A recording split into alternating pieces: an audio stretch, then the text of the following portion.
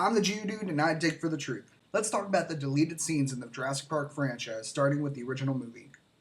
A proper deleted scene would be a scene that is filmed, edited, scored, and features special effects. The only thing separating a proper deleted scene and any other scene in a movie is that it's just not in the movie. There are no proper deleted scenes for the first Jurassic Park movie, but there's still plenty of things for us to look at. Just to be clear, this is not a video about the difference between the book and the movie. This is a video about the difference between what was in the script and what we saw in the theaters. Before we look at these cut scenes, I'd like to address some rumors.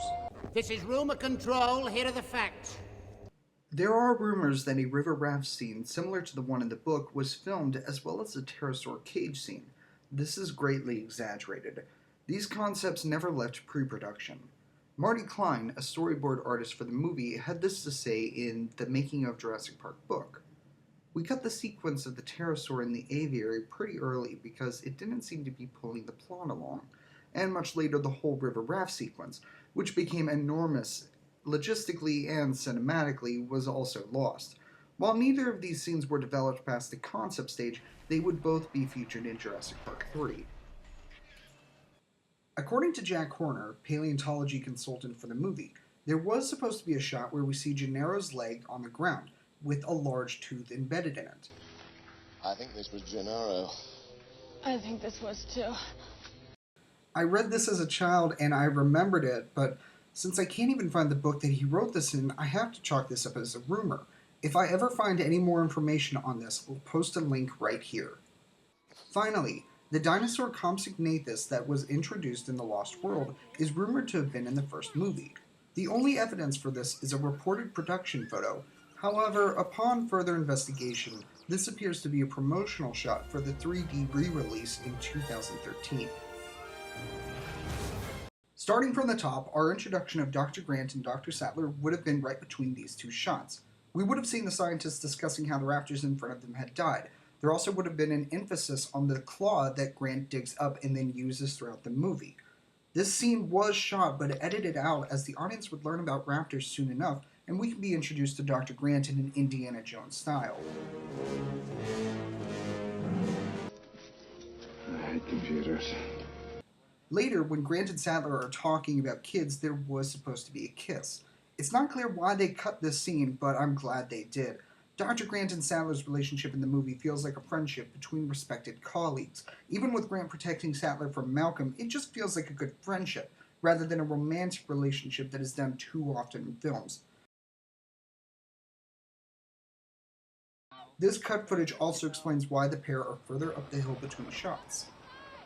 We have a shot where Ellie is grabbing a leaf. Shouldn't be here. Now, this species of Variformin's been extinct since the Cretaceous period. I mean, this thing is... This shot explains why she's looking at a leaf in the car, and you can see this in the teaser trailer. There it is. Welcome to Jurassic Park. Go on then. Go on then. According to the script, at the baby hatching scene, Ellie and Ian would have discussed more of his ideas on chaos theory, but it also seems like a way of Malcolm to continue hitting on Sattler. You can talk. I don't know how to say it. You're just articulate. You say everything that I think, that I feel. It's exciting. You know, I find it terrifying. Life will always find a way. That's right. Life will break out. I get it. I know it's very exciting. And scary. And scary. When people try to control things that's out of their power, it's anti-nature. It's anti-nature. You really know your stuff, Dana. Dana? He never even knew your first name.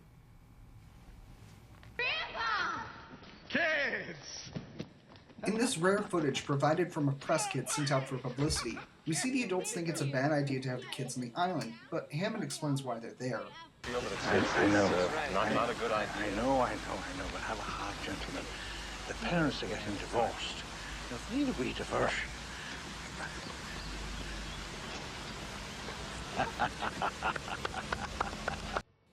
This explains why the children are on the island, but we already had a scene explaining that the parents were getting a divorce. Are you telling me that Hammond can't even bother to see me? He had to leave early. He wants to be with his daughter. She's getting a divorce. The voice you're now hearing is Richard Kiley. We spared no expense. According to the script, an alternate narrator to Richard Kiley was going to be James Earl Jones, who would eventually narrate the making of Jurassic Park documentary. This is the task that the makers of Jurassic Park set themselves. And in the script, when the cars reached the T-Rex paddock, the car radio would play corny horror music with the narrator until Grant gets annoyed and turns it off.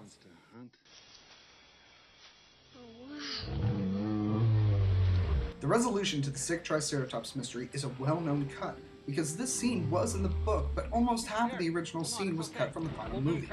What we are shown in the movie is a Triceratops that gets sick once every 6 weeks. What are her symptoms? Low imbalance, disorientation, labored breathing.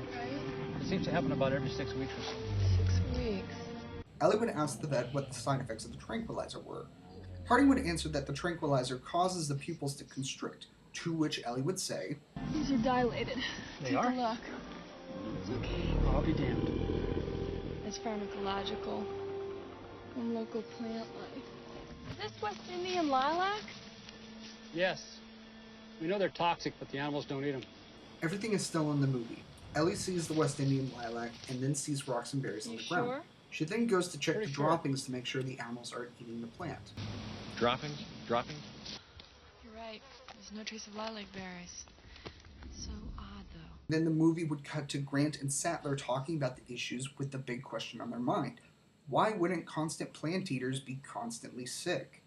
But then Tim finds a small pile of smooth rocks and says, "I've seen this before," and then shows the rocks to the scientists. "I've seen this picture in your book." To which Grant would roll his eyes, but Sattler would say, "Alan, look, they're gizzard stones." The scientists would then become excited and explain to the audience, I mean to each other, that since some dinosaurs didn't have teeth, they would have had to swallow stones like modern birds to let the stones help digest the food. Once the stones got too smooth, they would have had to have been regurgitated and new stones would have been swallowed, which happened to be next to the toxic berries.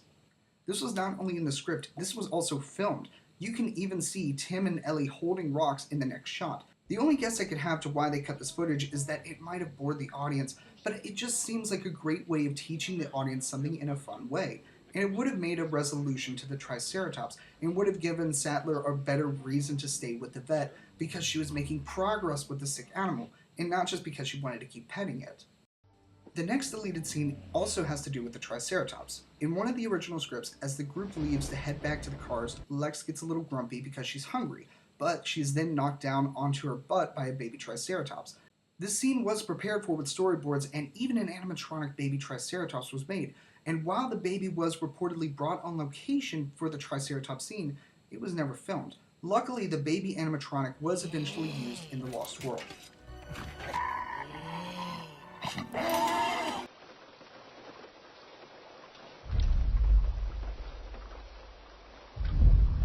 Most of the T-Rex scenes stayed the same from first draft to final movie, aside from accidents. But there is one change to the script that did happen, and one change that could have happened. In an interview for the television program The Directors, Jeff Goldblum explains his contribution to the script. And my character kind of does what the lawyer's character does. I also get horribly frightened and skitter out of the car and go away, because we've already seen the lawyer do that, and my character is kind of cool and kind of da-da-da-da-da. Maybe I could do something particularly heroic there, even. What if I, and I kind of described it, and then he said, well, show me on the day. And on the day, I kind of showed him, here it is. I was ready to act it all out, and he said, yeah, I like that better. Let's do that. And I get his attention. I use myself as a decoy. I kind of sacrifice myself to get him away from Sam and the kids. Hey! Ian, freeze! Got the kid! Jeff Goldblum did help change the film, but didn't have the same encouragement when Martin Ferrero wanted to change the scene as well.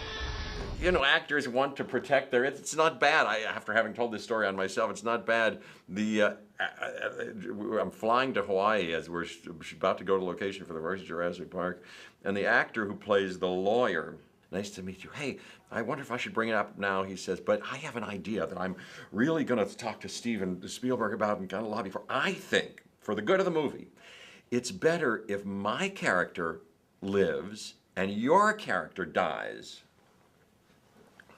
What do you think? And I'm like,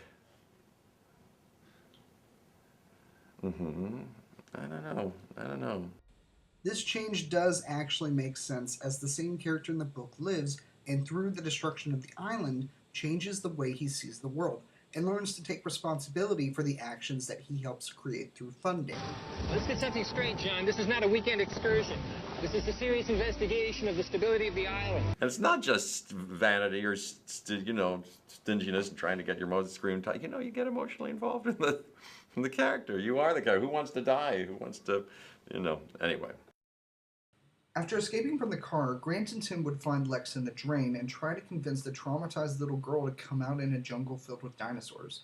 He argues that it's safer to walk back to the visitor center than to wait in the park. Grant would explain that walking back up the road is a bad idea because the T-Rex is on the road, and with fences on both sides, it would be impossible for them to escape the animal. We would also see that Grant grabbed one of the brochure maps, which explains how he knows where he's going. Visitor center's just about a mile over that rise there. Just keep... After Grant and Tim finally convince Lex to leave the drain, Grant explains the eating behavior of carnivores in gory detail until he realizes he's walking alone and turns around to see that both the kids have climbed back into the drain. It's not clear if this scene was ever shot, but personally, I'm glad that they didn't have this scene. The final movie makes it look like Grant and the kids are trying to walk out of the paddock until they hear the T-Rex and need a place to feel safe. But if the scene had stayed in the movie, it would have made Grant look irresponsible because help was just around the corner.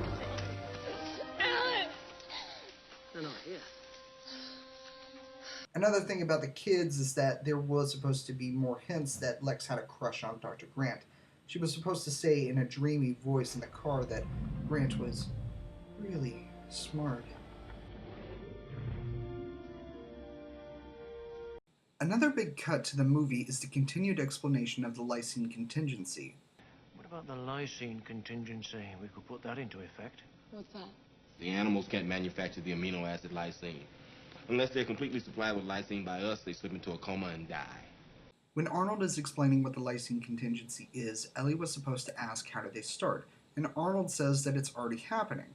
The park just needs to not give the animals lysine and they will start going in comas, but that it would take 7 days to happen, to which Hammond would reply, People are dying.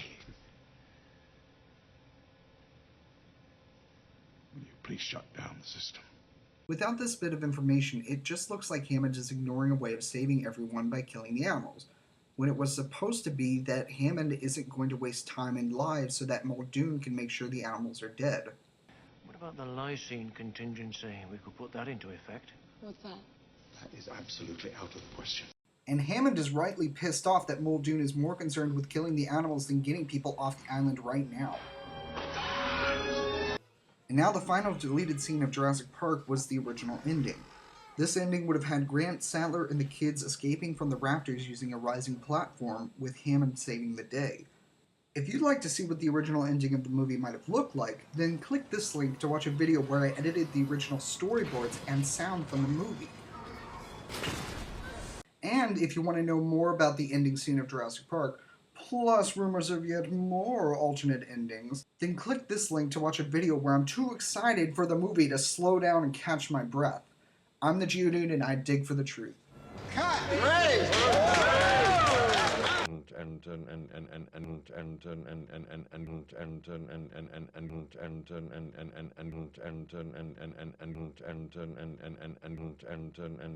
And go away.